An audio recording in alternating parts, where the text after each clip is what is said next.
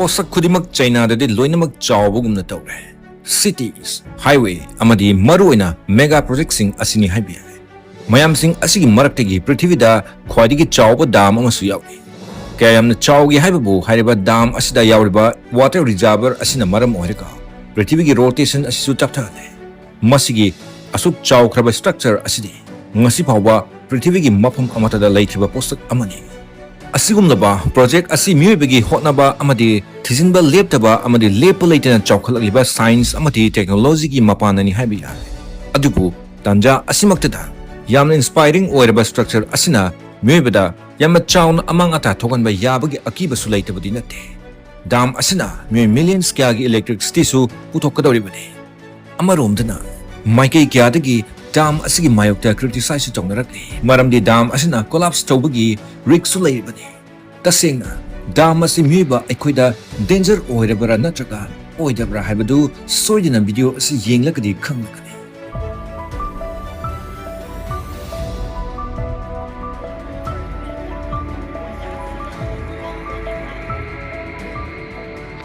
Matau karamna dam asibu Three Gorges Dam haidina maming thonkiba. Dam asina sakhiba matamda Kyutang Ru amadi Jilingi Gorges haibadi lok ahum asigi achenba isingi saru 600 km dam asina thumjinanki. Dam asina deep water reservoir amu oina yamna chawna ising reserve tawduna su thamni.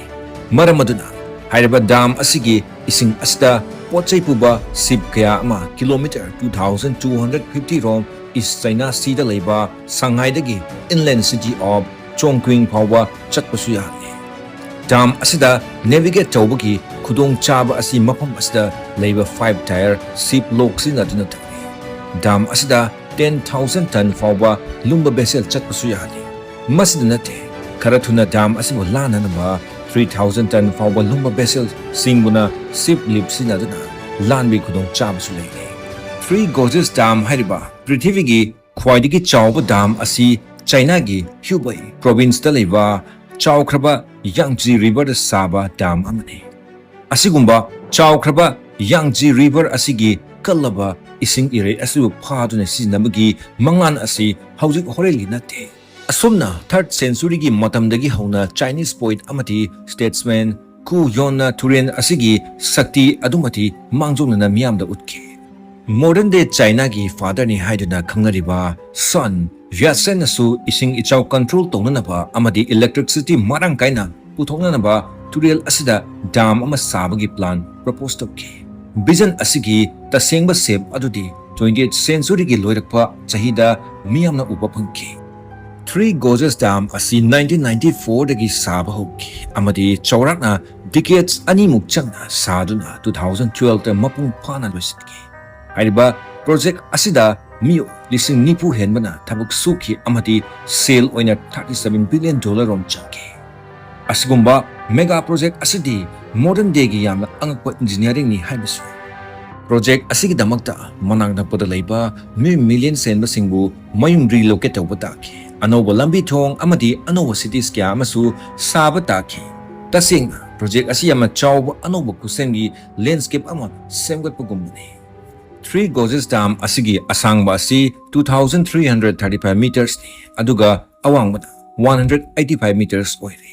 Hairiba dam asi sabada 28 million cubic concrete amadi 463,000 metric ton steel su sinaki. Hairiba project asida world gi khwaidigi chawba hydroelectric power station su yawribani. Masida electricity 22,500 megawatt puthokpa ngamba generator 13 ga mari su yawri.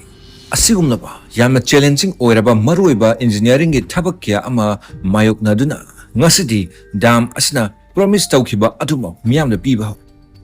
Yangtze River gi yamna toina thokanba sathiba ising ichaw kya amasu dam asina ngasidi manage tawbasu ngamante. Yangtze River asi Asia gi khwaidigi sangba turel amani. Hairiba turel asi ngasi fawbada sathiraba ising ichaw kya ama thokre amadi miyoi lak kya gi thawai su mangan. Asumna dam asina saba loikibidigi ngasidi achaw ising ichaw kya amasu manage tawba ngamale amadi millions kya thawai kanbata natna loksing kya amasu kanma ngamale. Hairiba dam asidagi electricity su yamna chawna puthokpagi potential su leiribani. Dam asina 88.2 terawatt hours electricity chahida puthokni. Masina chaurakna 72 million household di irai laina mai piba ngamlagani. Masigi renewable energy asina China na fossil fuel sinabagi chang su yam thina hantahanduna greenhouse gas emission tawbagi chang su yamna hantahanba ngamla. Adubu asigumloba achauba project ama mai pak haibasi soidina environmental amadi social da impact is soidina leigani. Dam asigi reservoir asna chaurakna 600 square kilometer rongi lamsu ising manungda lehenkre. Towns lising kya ama village amadi archaeological sites kya amasu ising manungda lehenkrabni. Asumna millions kya ama mapam asi thadoktuna atopa mapam amada chatpataki. Masina maram oiraga dam asiga marilenaba controversy kya amasu thorai. Akhang ahi kya amana asumna panari madudi dam asina kanamba pibadagi amang pibane heli haina. Three Gorges Dam asig yam interesting oiba fake ama hairagati. Dam asigi aduk yam kraba ising reservoir aduna art ki rotation asida akaiba piriba as. Scientists na calculate tauri madudi dam asida lairiba yam laba ising asina art ki moment of inertia da ahongba lakale haina. Ahongba asina nomagi asangba si yam drabada 0.06 microsecond hengatla le haina. Ahongba si yamadi pikli amadi meba ekoina masigi khenabasu khangmangamgadaw nate. Adubu asigumlaba China gi achauba project asina thogaliba yamna fascinating oiraba demonstration asina utli madudi human activities kya amana aikhoigi planet asibu akaiba piba yai haiba asi. Chinese government ki Three Gorges Dam asigi vision asidi sopmatagi flood control tauba natraga electricity puthokpa adu khakta natri. Project asit tasengna Yangtze River asibu economic belt ama oina develop tauba region asibu industry, commerce amadi tourism gi hub ama ohenba asni. Dam asina hek saba loikibadagi mapam asida achauba ship kya ama travel taubasu yane amadi inland transport, trade amadi economy da adukimati growth su lehilebani. Ngasidi Three Gorges Dam asina China gi yamna rapid oiraba development amadi technological prowess adubu miyamda utli. Mapam asi hauji yamna popular oiraba tourist attraction amasu oiduna sahi khudingi atopa leibagdagi millions kya amasu lakli. Masina China gi economy da yamna chaun ithil su piri. Matam amada dam asigi akoibada khungang oina lerambasing adusu ngasidi urban cities ama oina onthokle. Masina China gi atien matamda purakpa ngamba awanba du miyamda utli. Three Gorges Dam asina masigi akoibada leiba environmenta kari karamba amangwa thogaliba. Video asina makha tarakpada khangminase.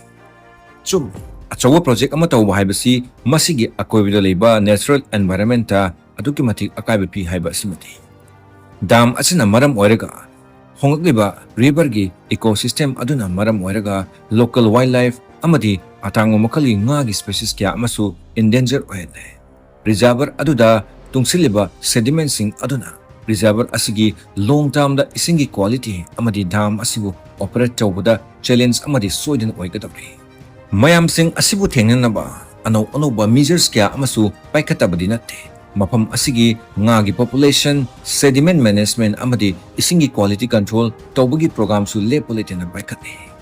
Amuk aikoina future gi oina yengragadi Three Gorges Dam asi China gi oina di yama chauba renewable energy gi strategy amani habis. China na 2060 fawda fossil fuel bu renewable energy na mapung phana mot sinbagi plan adusu project asigi mateng degi oibi yari maru oina hydropower, solar power, wind energy amadi nuclear energy puna sinaduna green energy gi maikirom da lakatawri. Mayamna video asibu yenglba matungda soidina khangamnabani madudi China gi Three Gorges Dam asina miba aikoida amangata thonggadawri natraga tungi oiba kanaba pigadawriba haiba asi. Mata asida Delhi dos Manipur na mayamdagi kainadabi athang nisari amadi video asibu karigumba interesting oibirabadi soidina video asibu like, share amadi channel asida subscribe tawsindiramba kawbiraba. Matang video da amuk thengnarase.